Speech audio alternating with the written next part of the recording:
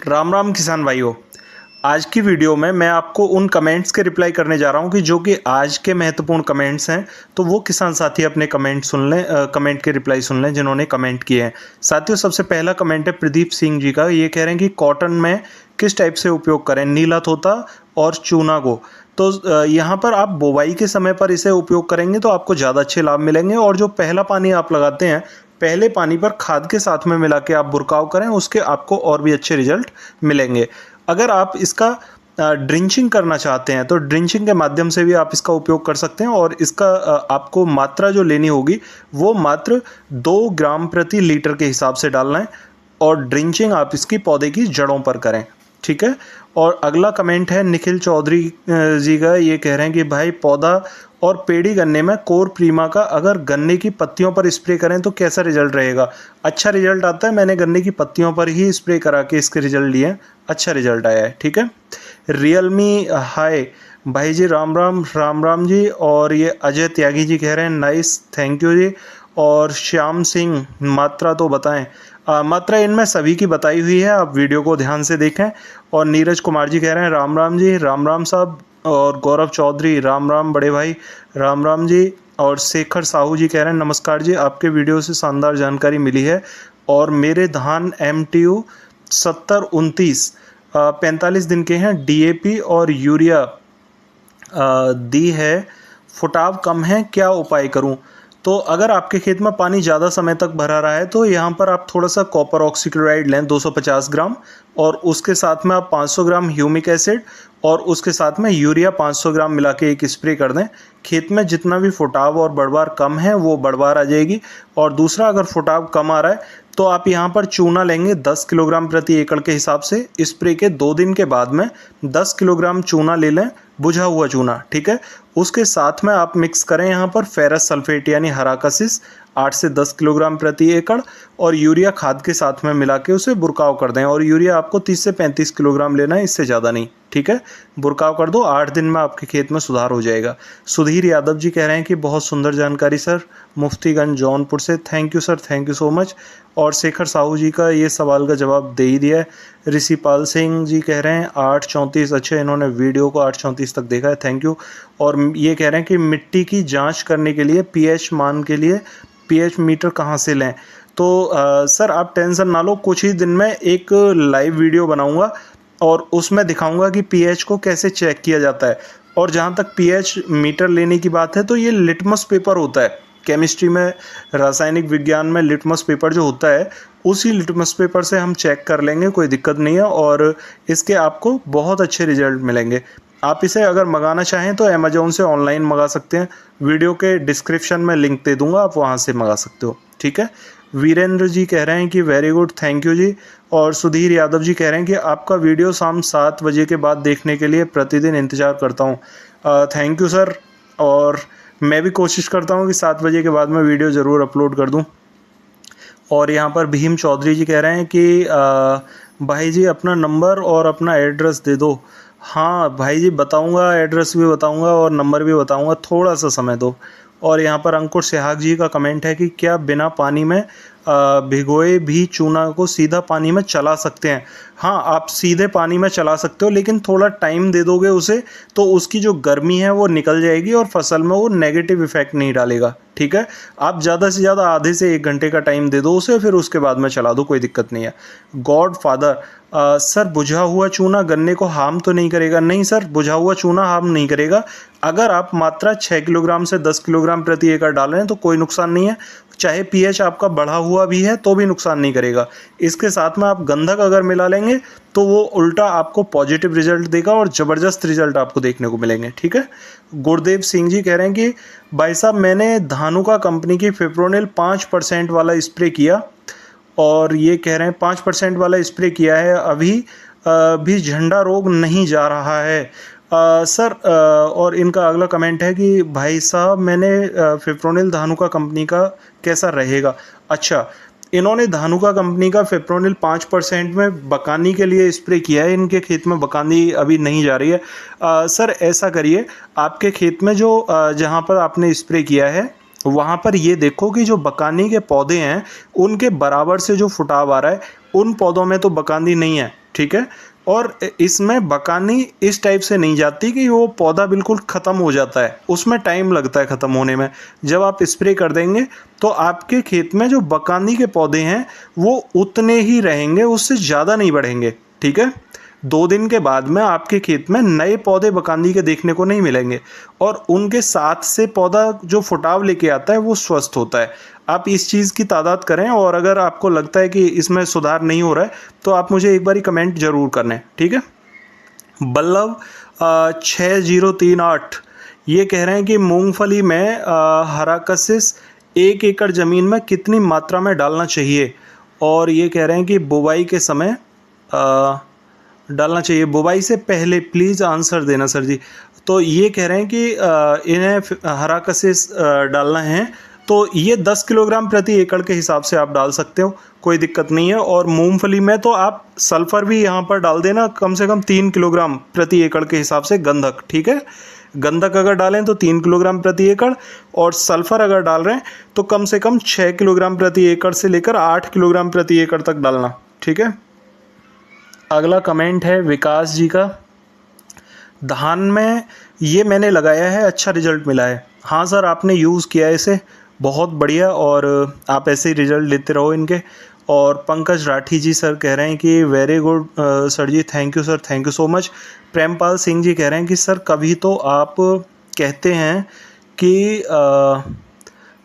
कहते हैं कि गिरी खाना, हाँ, कभी तो आप कहते हैं कि खाना सोडा और गंधक चूना सबको एक साथ मिला लो, कभी आप मना करते हैं। अच्छा, आपने तो दिमाग को भ्रम में डाल दिया है। आप ये बताएं कि कौन कौन सी चीज़ को एक साथ डाल सकते हैं और कौन सी को नहीं डाल सकते हैं। अच्छा, तो ये कहना चाह रहे हैं अगर आपकी फसल अलग अलग है, ठीक है, गन्ने की फसल है तो अलग साल्ट आपको मिक्स करने होंगे, धान की फसल है तो अलग साल्ट मिक्स करने होंगे। जब आप किसी भी फसल के बारे में सुन रहे हैं तो आप अपनी स्थिति को ज़रूर देखा करें कि हमारी फसल की स्थिति क्या है, उसके हिसाब से वीडियो में जो सजेशन दिया है उसके हिसाब से आप यूज़ करें। मिक्स करने के लिए कई बार बहुत सारे किसान साथी क्या करते हैं कि बहुत सारे प्रोडक्टों में वो इंसेक्टिसाइड और फंगिसाइड दोनों को भी मिला देते हैं इन्हीं में, तो उसके लिए मैंने मना किया हुआ होगा कि आप इस टाइप से मिक्स ना करें। और चूने के पानी के साथ में आप गंधक मिलाएं, गंधक के साथ में आप खाना सोडा भी डाल सकते हो, इसके साथ सुहागा भी डाल सकते हो, और यूरिया खाद को मिक्स करने के बाद में आप अपने खेत में पानी के साथ चला दो, इसे क्या दिक्कत आ रही है। और इसका प्रैक्टिकल तो करके देखो, आपको रिजल्ट मिलेंगे बहुत सॉलिड इसके। और यहाँ पर संजीवनी पाल जी कह रहे हैं कि सर राम राम जी, गन्ने में रेड रोट हो गया है सर, इसका कोई इलाज बताएं। सर रेड रोट पे मैंने वीडियो डाल दिया है, आपको लिंक डिस्क्रिप्शन में दे दूंगा, आप वीडियो देख लीजिए, ठीक है। जसवीर गुजर जी कह रहे हैं कि बहुत अच्छी जानकारी सर, धन्यवाद, थैंक यू सर।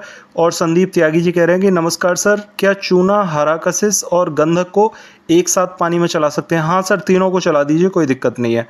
और enjoy beauty all world, grateful video भाई साहब, धान में पत्तियां पीली पड़ रही हैं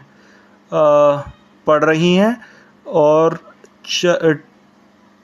TEP 40% है भाई साहब, धान 1 मंथ का हो गया है। आपका ये कुछ कमेंट समझ नहीं आ रहा है। ग्रेटफुल वीडियो भाई साहब, धान की पत्तियां पीली पड़ रही हैं और ये कह रहे हैं कि TEP 40% है भाई साहब, धान 1 मंथ का हो गया है। आप अपने कमेंट को ना दोबारा से लिखो, ये समझ नहीं आ रहा है, पता नहीं क्या आपने लिखा है थोड़ा सा। और इनका प्रवेश सिंह जी कह रहे हैं बहुत अच्छी जानकारी sir, thank you so much. और मनोज दत्त जी कह रहे हैं कि भैया जी को राम राम, मैंने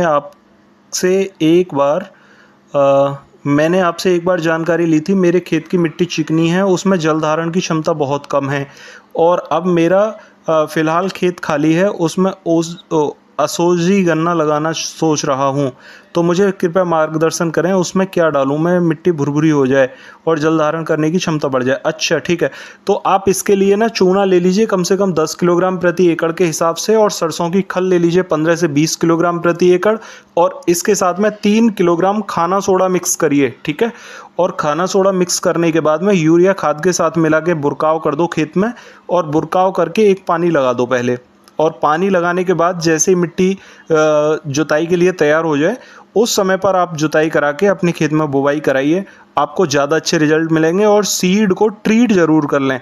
मैंने अभी लेटेस्ट जो वीडियो आज डाली है उस वीडियो को देख के आप उससे सीखें कि किस टाइप से सीड को ट्रीट करना है और किस टाइप से उसके लाभ ले सकते हैं। ठीक है, अगला कमेंट है सौरभ तेवतिया जी का।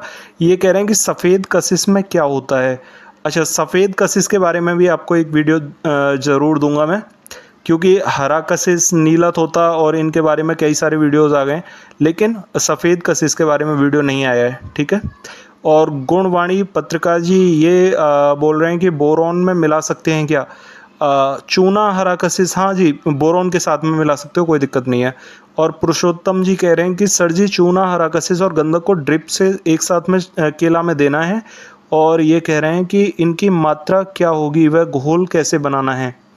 तो आप इनकी मात्रा अगर पूछना चाहते हैं तो हरा कशिश आपको 1.5 किलोग्राम प्रति एकड़ लेना है, गंधक आपको 1.5 किलोग्राम प्रति एकड़ लेना है, चूना आप 3 किलोग्राम प्रति एकड़ ले सकते हो, और इन तीनों को एक साथ पानी में हरा कशिश और गंधक को तो मिला लेना एक साथ में। ठीक है, और चूना को एक साथ अलग मिला लेना, उसमें पानी डाल के जो भी पानी निकले ऊपर से उस पानी के साथ में हरा कशिश और गंधक को एक साथ मिला के ड्रिप के साथ चला देना। अनिल कुमार जी कह रहे हैं कि क्या धान में बालियां आने पर स्प्रे कर सकते हैं। सर देखिए, जो कीटनाशक आप देख रहे हैं नीला तोता, इसे आप बालियां आने पर स्प्रे ना करें, इससे बहुत नुकसान होगा। ठीक है, और बालियों में अगर आपको लग रहा है कि कोई कीट आ रहा है तो वहाँ पर आप कोराजन का या एम्प्लीगो या फ्लैक्सी, वॉल्यूम फ्लैक्सी, इनमें से किसी भी एक प्रोडक्ट का स्प्रे करें, उससे आपको ज़्यादा रिजल्ट मिलेंगे।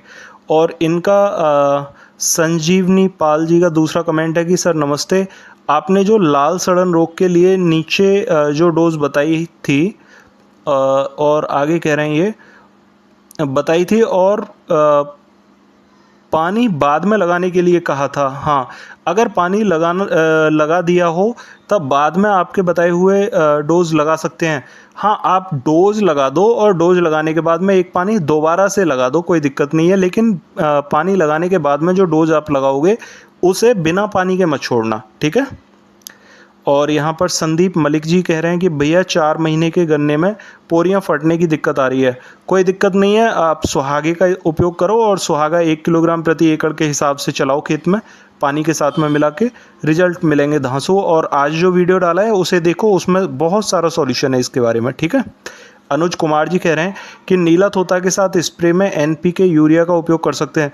भाई साहब, स्प्रे मत करो नीला तोता के साथ में, आप NPK यूरिया की बात कर रहे हो, ये तो सारा का सारा कबाड़ा हो जाएगा। तो आप इसमें सिर्फ इसे खाद के साथ में मिला के बुरकाव कर सकते हो। ठीक है, शेखर साहू जी कह रहे हैं ज़मीन का pH कैसे पता करें। ज़मीन का pH पता करने के लिए आप यहाँ पर लिटमस पेपर का उपयोग करें, और मैं आपको एक फुल वीडियो दूंगा जिसके माध्यम से आप यहाँ पर ज़मीन का pH जान पाओगे, और उसमें सिखाऊंगा सभी को कि कैसे pH को चेक कर सकते हैं। ठीक है, तो आप थोड़ा सा वेट करें। और अर्नब सिंह जी का दूसरा कमेंट है यहाँ पर, राम राम हरजी जी, आपके सुझाव से खेती में सभी समस्याएँ सॉल्व हो जाती हैं। अच्छा, और इनका आगे है, आपका बहुत बहुत धन्यवाद, थैंक यू जी। और फिप्रोनिल के स्प्रे से धान की बकांदी की समस्या पूरी तरह ख़त्म हुई है, और मैंने और भी किसानों को बताया, उनके भी खेतों में बकांदी की समस्या ख़त्म हुई। आपका फिर से धन्यवाद, thank you sir, thank you so much.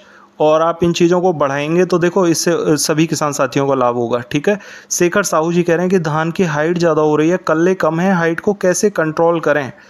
अच्छा, यूरिया का एक तो उपयोग करना कम कर दो, आपने यूरिया ज़्यादा डाला है, शायद उसकी वजह से हाइट ज़्यादा हो रही है धान की।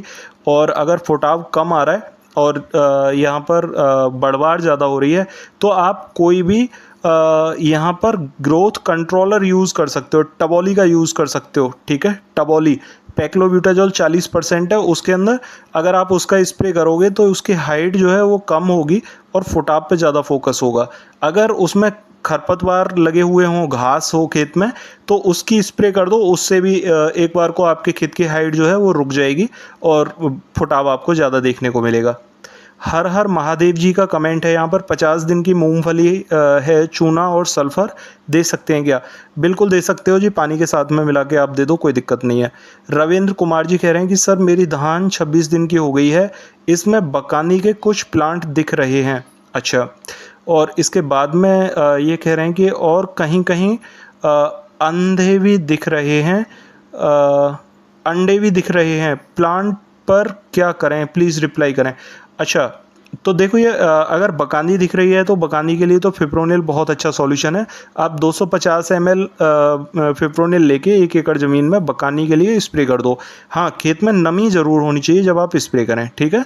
और दूसरा, प्लांट में अगर अंडे दिखाई दे रहे हैं तो वो सूड़ी में ज़रूर कन्वर्ट होंगे, तो गिडार लगने वाली है 7 से 8 दिन के अंदर। आप सतर्क हो जाओ और इसके लिए आप अभी से रोकथाम कर दो। या तो आप यहाँ कोराजन 60 ml का एक स्प्रे कर दो 1 एकड़ ज़मीन में, या फिर एम्प्लीगो 100 ml ले लीजिए, या फिर उसके साथ में वॉल्यूम फ्लेक्सी 100 ml लेकर 1 एकड़ में स्प्रे कर दो, तो इससे आपको समाधान हो जाएगा, ठीक है। और यहाँ पर अगला कमेंट है इनका संजय कुमार जी का कि मेरे धान 50 दिन के हो गए हैं, बाल गोव में आ गई है और इन्हें तीनों को किस प्रकार डालें? अच्छा, यहाँ पर चूना हरा कसिस को किस प्रकार से डालें, ये इसके बारे में पूछना चाह रहे हैं। तो आप इनको यूरिया खाद के साथ में, जो लास्ट खाद आप लगाएं उसके साथ में आप मिला के लगा सकते हो। और 50 दिन का धान हो गया है तो 5 से 10 दिन और रुक जाओ, और 5 से 10 दिन के बाद में आप यूरिया खाद ले लेना, मुश्किल से 20 किलोग्राम प्रति एकड़ के हिसाब से। उसी खाद के साथ में आप ये दवाएं मिला के लगा सकते हो। अगर फुटाव कम हो और फसल हल्की लग रही हो तो आप इसे तुरंत लगा दीजिए और लाभ इसके ज़्यादा आपको देखने को मिलेंगे, ठीक है। सतीश गिरी जी कह रहे हैं कि फंगीसाइड के साथ में एनपीके और अलिका का स्प्रे कर सकते हैं क्या? ये अलिका में मैं आपको साल्ट इसके देखने के बाद में आपको रिप्लाई कर पाऊँगा, लेकिन रिप्लाई करता हूँ आपको, ठीक है। और कुसुम कुमार जी कह रहे हैं कि 3 बीघा में ड्रिप के द्वारा कितना देना होगा? नीला तोता 3 बीघा में आप 300 ग्राम लगा दीजिए, इतना ही काफ़ी है, ठीक है। और संतोष यादव जी कह रहे हैं कि क्या मिर्ची में लगा सकते हैं? यहाँ पर ये पूछ रहे हैं सुहागा और खाना सोडा। जी, आप बिल्कुल लगा सकते हैं, कोई दिक्कत नहीं है। आप इसे लेकिन लगाएं उसी तरीके से जिस तरीके से वीडियो में बताया गया है, ठीक है। विकास जी कह रहे हैं very good sir ji, thank you sir, thank you so much. और आशा करता हूँ आपको आपके सभी के कमेंट के जवाब मिल गए होंगे। फिर भी अगर आपकी कोई क्वेरी हो तो कमेंट में ज़रूर पूछिए। और साथियों, अगर चैनल पर नए आए हैं तो चैनल को सब्सक्राइब ज़रूर कर लें ताकि नई वीडियो का नोटिफिकेशन आपको सबसे पहले मिल सके। तो मिलते हैं फिर अगली वीडियो में, तब तक के लिए नमस्कार किसान साथियों।